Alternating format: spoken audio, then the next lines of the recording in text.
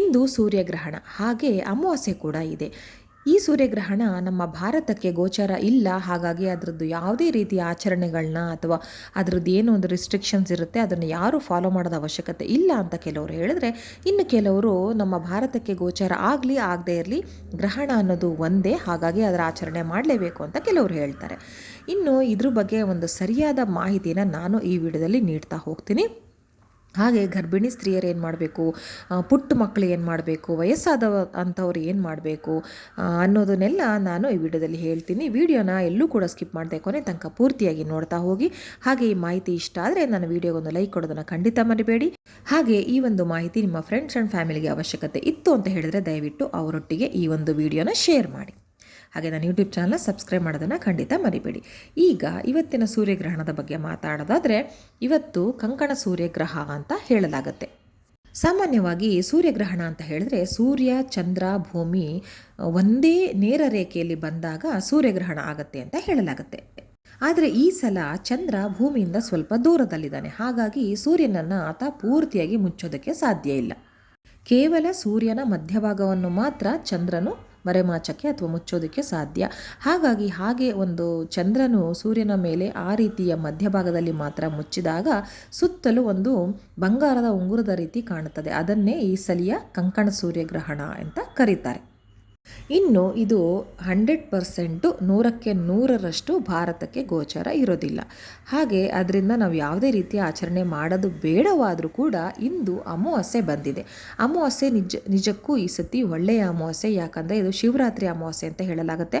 ಹಾಗೆ ಇದ್ರ ಬಗ್ಗೆ ಏನು ಇಂದಿನ ದಿನ ನಾವು ಯಾವ ರೀತಿ ದೀಪಾಲಂಕಾರ ಮಾಡಬೇಕು, ದೀಪಾರಾಧನೆ ಮಾಡಬೇಕು ಅನ್ನೋದನ್ನು ನಾನು ಹಿಂದಿನ ವಿಡಿಯೋದಲ್ಲಿ ತಿಳಿಸಿದ್ದೀನಿ. ಆಸಕ್ತಿ ಇರೋರು ಒಮ್ಮೆ ಚೆಕ್ ಮಾಡಿ. ಇಂದು ಅಮಾವಾಸ್ಯೆ ಒಟ್ಟಿಗೆ ಈ ಒಂದು ಗ್ರಹಣ ಸಂಭವಿಸ್ತಾ ಇರೋದ್ರಿಂದ, ಅದರಲ್ಲೂ ಸೂರ್ಯಗ್ರಹಣ ಸಂಭವಿಸ್ತಾ ಇರೋದ್ರಿಂದ ಕೆಲವು ನಿಯಮಗಳನ್ನ ನಾವು ಪಾಲಿಸಿದ್ರೆ ತುಂಬಾ ಒಳ್ಳೆಯದು ಅಂತ ನಾನು ಹೇಳ್ತೀನಿ. ಉದಾಹರಣೆಗೆ ಗರ್ಭಿಣಿ ಸ್ತ್ರೀಯರು, ಪುಟ್ಟ ಮಕ್ಕಳು, ಹಾಗೆ ವಯಸ್ಸಾದಂತಹವರು ಅಂದರೆ ವೃದ್ಧರು ಅಥವಾ ಆರೋಗ್ಯ ಸರಿ ಇಲ್ಲದೆ ಇರೋರು ಸ್ವಲ್ಪ ಎಚ್ಚರಿಕೆಯನ್ನು ವಹಿಸಬೇಕಾಗತ್ತೆ. ಇದು ಕರೆಕ್ಟಾಗಿ ಇಂಥ ರಾಶಿಯವರಿಗೆ ಪರಿಣಾಮ ಬೀರುತ್ತೆ, ಇಂಥ ನಕ್ಷತ್ರದವ್ರಿಗೆ ಪರಿಣಾಮ ಬೀಳುತ್ತೆ ಅಂತ ಖಂಡಿತ ಇಲ್ಲ. ಯಾಕಂದರೆ ಇದು ಭಾರತಕ್ಕೆ ಗೋಚರ ಇರೋದಿಲ್ಲ. ಆದರೂ ಕೂಡ ಏನಪ್ಪ ಫಾಲೋ ಮಾಡಬೇಕು ಅಂತ ಹೇಳಿದ್ರೆ, ಮೊದಲಿಗೆ ಈ ಸೂರ್ಯಗ್ರಹಣ ಎಷ್ಟೊತ್ತಿಗೆ ಹಿಡಿಯುತ್ತೆ, ಎಷ್ಟೊತ್ತಿಗೆ ಬಿಡುತ್ತೆ ಅಂತ ನೋಡೋದಾದರೆ, ಈ ಒಂದು ಗ್ರಹಣ ಕಾಲ ಶುರುವಾಗುವಂಥದ್ದು 3 ಗಂಟೆ 26 ನಿಮಿಷಕ್ಕೆ ಶುರುವಾಗಿ ಸಂಜೆ 7 ಗಂಟೆ 57 ನಿಮಿಷಕ್ಕೆ ಇದು ಮುಕ್ತಾಯಗೊಳ್ಳುತ್ತೆ. ಹಾಗೆ ಇದು ಯಾವ ಸಮಯದಲ್ಲಿ ಹಿಡಿಯುತ್ತೆ, ಗ್ರಹಣ ಆಗತ್ತೆ, ಸಂಭವಿಸುತ್ತೆ ಅಂತ ಹೇಳಿದರೆ 5 ಗಂಟೆ 42 ನಿಮಿಷಕ್ಕೆ ಈ ಒಂದು ಗ್ರಹಣ ಸಂಭವಿಸಿರುತ್ತೆ. ಅಂದರೆ ಚಂದ್ರನು ಸೂರ್ಯನನ್ನು ಮರೆಮಾಚಿರ್ತಾನೆ. ಆ ಸಮಯದಲ್ಲಿ ಸುಮಾರು 4 ಗಂಟೆ 32 ನಿಮಿಷಗಳ ಕಾಲ ಈ ಒಂದು ಗ್ರಹಣ ಪ್ರಕ್ರಿಯೆ ನಡೀತಾ ಇರುತ್ತೆ. ಈಗ ನಾನು ಕೆಲವು ಸಮಯಗಳನ್ನು ಹೇಳ್ತೇನೆ ನಿಮಗೆ. ಅದರಲ್ಲೂ ಮುಸ್ಸಂಜೆ ಅಂದರೆ 5 ಗಂಟೆ ದಾಟಿದ ನಂತರ, ಈ 5 ಗಂಟೆ ಅಥವಾ 5:15 ದಾಟಿದ ನಂತರ ಯಾವುದೇ ಕಾರಣಕ್ಕೂ ಈ ಒಂದು ಗರ್ಭಿಣಿ ಸ್ತ್ರೀಯರು ಅಥವಾ ಮಕ್ಕಳು ಆದಷ್ಟು ಹೊರಗಡೆ ಇರೋದನ್ನು ಕಡಿಮೆ ಮಾಡಿ. ಯಾಕೆ ಅಂತ ಹೇಳಿದ್ರೆ, ನಾನು ಹೇಳ್ದಂಗೆ ಅಮಾವಾಸ್ಯೆ ಹಾಗೂ ಸೂರ್ಯಗ್ರಹಣ ಎರಡೂ ಒಂದೇ ಕಾಲಕ್ಕೆ ಸಂಭವಿಸ್ತಾ ಇರೋದ್ರಿಂದ ಈ ಒಂದು ಪದ್ಧತಿನ ನಾವು ಅಥವಾ ನಿಯಮನ ಫಾಲೋ ಮಾಡಿದ್ರೆ ಒಳ್ಳೆಯದು. ಆ ಸಮಯದಲ್ಲಿ ದೇವರ ಪೂಜೆ, ನಾನು ನಿನ್ನೆ ಹೇಳ್ದಂಗೆ ಇದೇ ಸಮಯಕ್ಕೆ ಸರಿಯಾಗಿ ದೇವರ ಪೂಜೆ ಅಥವಾ ಏನು ದೀಪಾರಾಧನೆ ಮಾಡೋದಾಗಲಿ, ದೇವರ ಭಜನೆ ಮಾಡೋದಾಗಲಿ, ಪುಟ್ಟ ಮಕ್ಕಳನ್ನ ಕೂರಿಸ್ಕೊಂಡು ನೀವು ಭಜನೆಯನ್ನು ಹೇಳ್ಕೊಡೋದಾಗಲಿ, ದೇವರ ಸ್ತುತಿಯನ್ನು ಮಾಡೋದಾಗಲಿ ಮಾಡಿದ್ರೆ ಒಳ್ಳೆಯದು. ಅದನ್ನು ಬಿಟ್ಟು ಗರ್ಭಿಣಿ ಸ್ತ್ರೀಯರು ಮುಸ್ಸಂಜೆ ಹೊತ್ತಿನಲ್ಲಿ ಇವತ್ತು ತಿರುಗಾಡೋಕ್ಕೆ ಹೋಗೋದಾಗಲಿ ಅಥವಾ ಅವರು ಖುದ್ದಾಗಿ ದೇವಸ್ಥಾನಕ್ಕೆ ಹೋಗೋದಾಗಲಿ ಮಾಡದೇ ಇದ್ದರೆ ತುಂಬಾ ಒಳ್ಳೆಯದು. ಅಂದಹಾಗೆ ಇವತ್ತು ಎಲ್ಲ ದೇವಸ್ಥಾನಗಳು ಪ್ರತಿದಿನದಂತೆ ಎಲ್ಲವೂ ಓಪನ್ ಆಗಿರುತ್ತೆ, ದೇವಸ್ಥಾನ ಕ್ಲೋಸ್ ಆಗಿರೋದಿಲ್ಲ. ಯಾಕಂದರೆ ಭಾರತಕ್ಕೆ ಗೋಚಾರ ಇಲ್ಲದೆ ಇರೋದ್ರಿಂದ. ಹಾಗೆ ವಿಶೇಷವಾಗಿ ಅಮಾವಾಸ್ಯೆ ಪೂಜೆ ಕೂಡ ಇರೋದ್ರಿಂದ, ಅದರಲ್ಲೂ ಶಿವರಾತ್ರಿ ಅಮಾವಾಸ್ಯೆ ತುಂಬಾ ವಿಶೇಷ.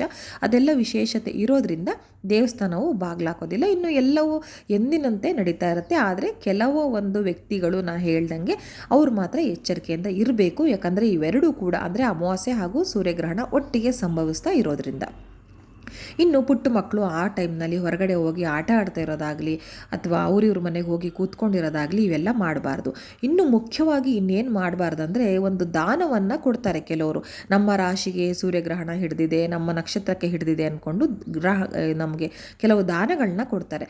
ಆ ರೀತಿಯ ದಾನಗಳನ್ನ ಖಂಡಿತ ಯಾರು ತಗೋಬೇಡಿ. ಕೆಲವು ಸತಿ ಏನಾಗುತ್ತೆ ನಿಮಗೆ ಗೊತ್ತಾಗಲ್ಲ, ನಿಮ್ಮ ಮಕ್ಕಳ ಕೈಲಿ ದಾನವನ್ನು ಕೊಟ್ಟು ಕಳಿಸ್ಬಿಡ್ತಾರೆ, ಏನೋ ಸಿಹಿನೋ ಅಥವಾ ಒಂದು ಸ್ವಲ್ಪ ದಕ್ಷಿಣ ರೀತಿಯಲ್ಲಿ ದುಡ್ಡು ಅಥವಾ ಏನೋ ಒಂದು ರೀತಿಯಲ್ಲಿ ಅವರ ಗ್ರಹಚಾರ ಕಳಿಬೇಕು ಅಂತ ಕೊಟ್ಬಿಡ್ತಾರೆ. ಈ ಗ್ರಹಣ ನಮಗೆ ಗೋಚಾರ ಇಲ್ಲ ಅಂದರೂ ಕೂಡ ಅದರ ಎಫೆಕ್ಟ್ ಇಲ್ಲ ಅಂದರೂ ಕೂಡ ಸ್ವಲ್ಪ ಪರ್ಸೆಂಟೇಜ್ ಆದರೂ ಅದರ ಎಫೆಕ್ಟ್ ಇದ್ದೇ ಇರುತ್ತೆ.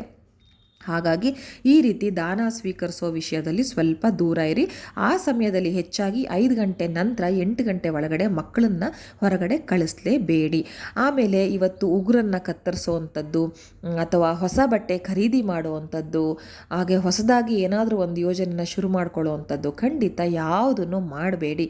ಅದು ಒಳ್ಳೆ ಫಲ ಕೊಡುತ್ತೆ ಕೆಟ್ಟ ಫಲ ಕೊಡುತ್ತೆ ಅನ್ನೋದಕ್ಕಿಂತ ಇವತ್ತು ಮಾಡೋ ಅಂಥದ್ದೇ ಶುರು ಮಾಡುವಂಥದ್ದೇ ಹೊಸದಾಗಿ ಅದು ಒಳ್ಳೆಯದಲ್ವೇ ಅಲ್ಲ. ಹಾಗಾಗಿ ನಾನು ಹೇಳೋದು ಇದೊಂದು ಎಲ್ಲರೂ ಕೂಡ ತಪ್ಪದೇ ಆಚರಿಸಲೇಬೇಕಾಗತ್ತೆ. ಇನ್ನು ಆ ಸಮಯದಲ್ಲಿ ನೀವು ಕೂತ್ಕೊಂಡು ಮಧ್ಯಾಹ್ನ ಎಲ್ಲ ಏನೂ ಭಯ ಪಡೋ ಅವಶ್ಯಕತೆ ಇಲ್ಲ. ಅಥವಾ ಊಟ ತಿಂಡಿ ಇಂಥದ್ದು ಮಾಡಬಾರ್ದು, ಇಂಥದ್ದು ತಿನ್ನಬಾರ್ದು, ಉಪವಾಸ ಇರಬೇಕು, ನೀರನ್ನು ಸಹ ಕುಡಿಬಾರ್ದು, ಈ ಥರ ಎಲ್ಲ ಗ್ರಹಣ ನಮಗೆ ಇದ್ದಾಗ 100ಕ್ಕೆ 100ರಷ್ಟು ನಾವು ಇದನ್ನು ಫಾಲೋ ಮಾಡಲೇಬೇಕಾಗತ್ತೆ. ಆದರೆ ನಮಗಿಲ್ಲದೆ ಇರೋ ಕಾರಣ ಊಟ ತಿಂಡಿ ವಿಷಯದಲ್ಲೆಲ್ಲ ಏನೂ ತೊಂದರೆ ಇಲ್ಲ. ಇನ್ನು ಹೇಳ್ದಂಗೆ ಸಣ್ಣ ಪುಟ್ಟ ಬದಲಾವಣೆಗಳು ಅಂದರೆ ಮುಸ್ಸಂಜೆ ಹೊತ್ತಿನಲ್ಲಿ ಹೊರಗಡೆ ಹೋಗಬಾರ್ದು, ಇವೆಲ್ಲ ಇರುತ್ತೆ. ನಿಮಗೆ ಇದ್ರದ್ದು ಇನ್ನೂ ಹೆಚ್ಚು ಒಂದು ಈಗ ನೆಗೆಟಿವ್ನು ಪಾಸಿಟಿವ್ ಮಾಡ್ಕೊಳ್ಳೋ ಒಂದು ಶಕ್ತಿ ನಮ್ಮಲ್ಲಿ ಇದೆ ಅಂತಂದಾಗ ಆ ಸಮಯದಲ್ಲಿ ಅಂದರೆ ಮುಸ್ಸಂಜೆ ಟೈಮಲ್ಲಿ 5:30 ನಂತರ ನೀವು ದೇವ್ರ ಮುಂದೆ ಕೂತ್ಕೊಳ್ಳಿ. ದೇವ್ರ ಮುಂದೆ ಕೂತ್ಕೊಂಡು ದೇವರಿಗೆ ಭಜನೆಯನ್ನು ಮಾಡಿ, ವಿಷ್ಣು ಸಹಸ್ರನಾಮವನ್ನು ಓದಿ, ಲಲಿತಾ ಸಹಸ್ರನಾಮವನ್ನು ಓದಿ, ರಾಯರ ಸ್ತೋತ್ರಗಳನ್ನು ಹೇಳಿ, ಈ ರೀತಿ ನೀವು ದೇವರ ಬಳಿ ಭಜನೆಯನ್ನು ಮಾಡಿದ್ರೆ ತುಂಬ ಅಂದರೆ ತುಂಬ ಒಳ್ಳೆಯದು. ನಿಮ್ಮೊಟ್ಟಿಗೆ ನಿಮ್ಮ ಮಕ್ಕಳನ್ನು ಸಹ ಕೂರಿಸ್ಕೊಂಡು ನೀವು ಈ ಒಂದು ರೀತಿ ನಿಯಮಗಳನ್ನು ಇಂದು ಪಾಲಿಸಿದರೆ, ಮನೆ ಮಂದಿಯೆಲ್ಲ ಕೂತು ಈ ನಿಯಮವನ್ನು ಪಾಲಿಸಿದರೆ ತುಂಬಾ ಒಳ್ಳೆಯದು. ಹಾಗೆ ನಿಮ್ಮ ಮನೆಯಲ್ಲಿ ಏನಾದರೂ ಪ್ರಾಣಿ ಪಕ್ಷಿಗಳು ಸಾಕಿದರೆ, ವಿಶೇಷವಾಗಿ ಪ್ರಾಣಿಗಳನ್ನ ಏನೋ ಸಾಕಿದರೆ ಅದನ್ನು ಆ ಸಮಯದಲ್ಲಿ ಹೊರಗಡೆ ಬಿಡೋದಾಗಲಿ ಇನ್ನೇನು ಮಾಡಬೇಡಿ. ಅದೆಲ್ಲವೂ ಎಲ್ಲಿರುತ್ತೆ ಸಾಮಾನ್ಯವಾಗಿ ಮನೆ ಒಳಗೆ ಅಥವಾ ಮನೆ ಹೊರಗೆ ಏನು ಕಟ್ಟಿರ್ತೀರ ಅದು ಅಲ್ಲೇ ಇದ್ದರೆ ಒಳ್ಳೆಯದು. ಯಾಕಂದರೆ ನಮಗೆ ನಮ್ಮ ಮನೆಯಲ್ಲಿ ಸಾಕಿರೋ ಪ್ರಾಣಿಗಳಿಂದ ಎಷ್ಟು ಒಂದು ಪಾಸಿಟಿವ್ ಎನರ್ಜಿ ಸಿಕ್ಕತ್ತೆ, ಒಂಥರ ಮನಸ್ಸಿಗೆ ಉಲ್ಲಾಸ ಖುಷಿ ಎಲ್ಲ ಸಿಕ್ಕಿದ್ರೂ ಕೂಡ ಅವು ಕೂಡ ಒಂದು ನಕಾರಾತ್ಮಕ ಶಕ್ತಿನ ಕ್ಯಾರಿ ಮಾಡ್ತವೆ ಮನೆ ಒಳಗಡೆ. ಅಂದರೆ ಅವುಗಳಿಗೆ ಸುಲಭವಾಗಿ ನಕಾರಾತ್ಮಕ ಶಕ್ತಿ ಅಟ್ರ್ಯಾಕ್ಟ್ ಮಾಡ್ತವೆ, ಅವುಗಳ ಮೇಲೆ ಪ್ರಯೋಗಗಳಾಗುತ್ತೆ. ಹಾಗಾಗಿ ಈ ಒಂದು ಸಮಯದಲ್ಲಿ ನೀವು ಹೊರಗಡೆ ಬಿಡದೇ ಇದ್ದರೆ ಒಳ್ಳೆಯದು. ಹಾಗೆ ಇವತ್ತು ಮಾತ್ರ ಅಂತಲ್ಲ, ಯಾವ ಅಮಾವಾಸ್ಯೆ ದಿನವೂ ಈ ರೀತಿ ನೀವು ಬಿಡದೇ ಇದ್ದರೆ ಅದು ಕೂಡ ಒಳ್ಳೆಯದು. ಮಕ್ಕಳನ್ನು ಕೂಡ ಹೊರಗಡೆ ಹೋಗಿ ಬಿದ್ದು ಬರೋವಂಥದ್ದು, ಬಿದ್ದು ಎದ್ದು ಮಾಡ್ಕೊಳ್ತಿರ್ತಾರೆ ಮಕ್ಕಳು. ಆ ಟೈಮ್ನಲ್ಲೇ ಈ ಪ್ರೇತಾತ್ಮಗಳು ಅಂತ ಏನು ಹೇಳ್ತಾರೆ ಅವೆಲ್ಲವೂ ಹಿಡ್ಕೊಳ್ಳೋವಂಥದ್ದು. ಅದರಲ್ಲೂ ವಿಶೇಷವಾಗಿ ಇವತ್ತು ಸೂರ್ಯಗ್ರಹಣ ಬೇರೆ ಇರೋದರಿಂದ ನಾನು ಹೇಳ್ತಾ ಇದ್ದೀನಿ, ಈ ಒಂದು ಕೆಲಸಗಳಿಗೆ ದಯವಿಟ್ಟು ಕೈ ಹಾಕಬೇಡಿ, ಎಚ್ಚರಿಕೆಯಿಂದ ಇರಿ, ಮನೆಯಲ್ಲೇ ಇರಿ ಆಯಿತಾ. ಖುಷಿಯಾಗಿ ಮನೆಯಲ್ಲೇ ಆರಾಮಾಗಿರಿ.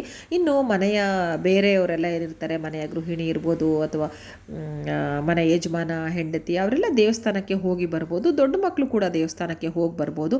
ಇನ್ನು ಕೆಲವರು ಅನಿವಾರ್ಯ ಆಗಿರುತ್ತೆ, ಕೆಲಸಕ್ಕೆ ಹೋಗಲೇಬೇಕಾಗತ್ತೆ, ಕೆಲಸದಿಂದ ಬರಲೇಬೇಕಾಗತ್ತೆ, ಹೊರಗಡೆ ಓಡಾಡುವಂಥ ಕೆಲಸನೇ ಇರುತ್ತೆ. ಅಂಥವರು ಏನೂ ಭಯ ಪಡೋ ಅವಶ್ಯಕತೆ ಇಲ್ಲ. ಯಾಕಂದರೆ ನಮ್ಮಲ್ಲಿ ಇದು ಗೋಚರ ಇಲ್ಲ. ಈ ಒಂದು ಇಷ್ಟು ನಿಯಮಗಳನ್ನು ಆಚರಿಸಿದ್ರೆ ಸಾಕಾಗತ್ತೆ. ಧನ್ಯವಾದಗಳು.